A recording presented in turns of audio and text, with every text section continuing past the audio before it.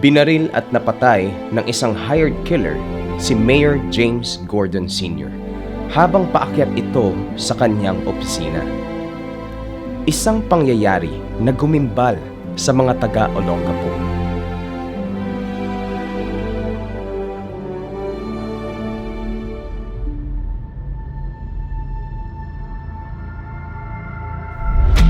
Ano ang motibo ng mga taong nasa likod ng krimen?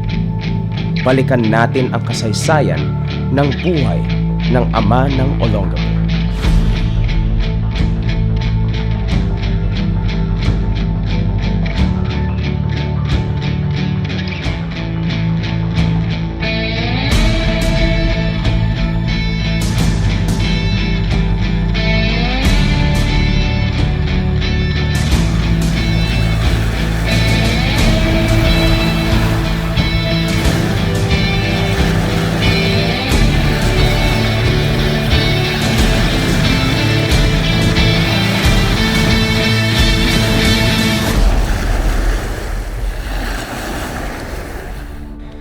Si Mayor James Gordon ay ipinanganak sa Camilla Simpson Hospital sa Maytapan Park sa Subic Bay, Freeport.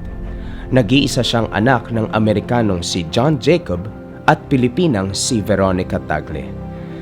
Nananalaytay kay Mayor Gordon ang dugo ng mga bayani.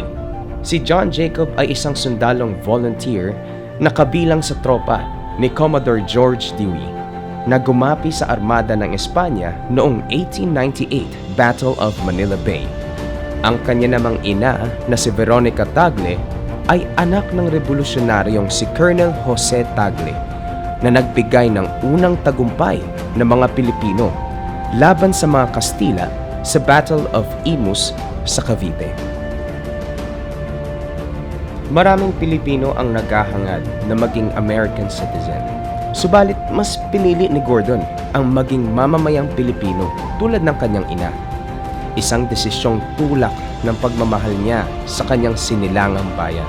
Lumaki sa Olongapo noong ito'y sakop pa ng mga Amerikano bilang US Naval Reservation. Saksi si James Gordon sa kawalan ng kalayaan ng mga Pilipinong taga-Olongapo na limitado ang mga galaw at kung tratuhin ng mga Amerikano ay mga dayuhan sa sarili nilang bansa. Hindi siya naging isang tahimik na tagamasid. Sa pamamagitan ng mga kaibigan niya sa media, ay ibinunyag ni Gordon sa buong Pilipinas ang kalagayan ng mga taga-Olongapo sa kamay ng mga Amerikano. Ito ang naging daan kaya naibalik ang Olongapo sa Pilipinas noong 1959 at naging munisipyo ng Zambales. Nakamtan man ng Olongapo ang minimiting kalayaan sa mga dayuhan, ay naging biktima naman ito ng kasakiman ng mga kapwang Pilipinong abusado at magnanakaw. Mga opisyales na appointed na mga politiko ng Zambales at Malacanang. Ginahas at kinalbo ang mga bundok at kagubatan. Ang mga iniwang pasilidad ng mga Amerikano para sa kapakinabangan ng mga taga-Olongapo ay binenta o di kaya ay pinuslit papunta sa kanilang mga balwarte. Pinagparte-parte ang mga lote at lupain at inangkin ang mga ito. Hindi ito kayang palagpasin ni Gordon.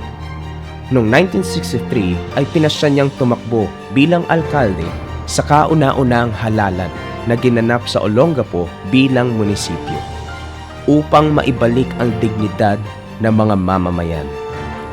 At nagtagumpay ang magandang hangarin. Iniluklok siya ng taong bayan ng Olongapo na kauna-unang halal na mayor ng bagong layang munisipalidad. Walang inaksayang panahon, kaagad umaksyon si Mayor Gordon. Sinibak niya sa pwesto ang mga korap at tiwaling empleyado. Nilabanan niya ang illegal logging at sinugpo ang lumalalang krimen. Binawi niya ang ibinentang planta ng kuryente sa mababang halaga, kinasuhan ng mayayamang squatter at sinawata ang operasyon ng mga sindikato at mga gang tulad ng Bahala Na at Sige-Sige na namamayagpag ng mga panahon na yun. Pinatalsik din ni Gordon ang Chief of Police ng Olongapo na sangkot sa mga operasyon ng prostitusyon at iligal na droga. Kahit anong pakiusap ay tumanggi rin siyang tulungan ang kanyang vice mayor na mahuli ito ng US Navy na nag-smuggle ng mga baril mula sa loob ng base. Magkakaibang grupo, kanya-kanyang interes. Isa laban sa mga makapangyarihan, maimpluwensya at mapepera. 3 ulit na pinagtangkaan ng buhay ni Mayor Gordon. Pare-parehong estilo. May sunog, may granada, at mga pinakawalang mga bilanggo. Sa pang-4 ay nagtagumpay sila.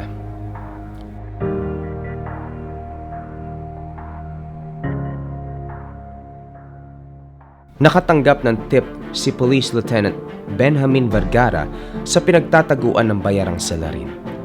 Sa isang prostitution den na aresto si Neninto Alencastre na nagtatago sa silong at nakabalot ng banig. Arestado din sina Paul Salcedo, may-ari ng hideout, at si Rogelio Lorenzo, anak ng pinatalsik na Chief of Police na si Mamerto Lorenzo. Sa inisyal na investigasyon, inamin ni Alencastre na siya ang bumaril kay Mayor Gordon. Si Salcedo ang nagbayad sa kanya at si Rogelio Lorenzo at Narciso Cruz ang nagsilbing mga lookout. Mag-eedad 20 pa lamang at nasa Bilibid prison na dahil sa kasong armed robbery. Si Alencastre ay nirecruit ni Mamerto Lorenzo, anak na si Rogelio, at Paul Salcedo para aregluhin ang problema ng tinatawag nilang tanda sa halagang 15,000. Patatakasin siya sa Bilibid at kapag na-accomplish niya ang trabaho ay laya na siya at pahawakin ng mga illegal na operasyon ni Mamerto Lorenzo sa Olongapo kapag naibalik na ito sa pwesto bilang Chief of Police. Subalit, kailangan munang mawala sa landas si Mayor Gordon upang pumalit ang nakaupong Vice Mayor na kumpadre ni Mamerto. Ayon sa salaysay ni Alencastre, noong gabi ng February 7, pinagplanuhan nila ang pagpatay kay Mayor Gordon. Hinatulan ng death sentence sina Alencastre, Pablo Salcedo at Mamerto Lorenzo utak ng pagpaslang kay Mayor Gordon. Noong February 1917 ay napatay si Alencastre sa di umano'y riot sa Bilibid. Kasama niyang nalibing sa hukay ang mga labi ng katotohanan. 52 taon na ang nakalipas. Hanggang sa ngayon, wala pa ring sagot sa katanungan. Sino ang utak o mga utak sa pagpaslang kay Mayor James Leonard Tagle Gordon? Makapagsasalita pa ba ang patay? Mauhukay pa ba ang katotohanan? May tutugon pa ba sa mga impit na panaghoy ng dumaraming biktima ng kawalan ng katarungan?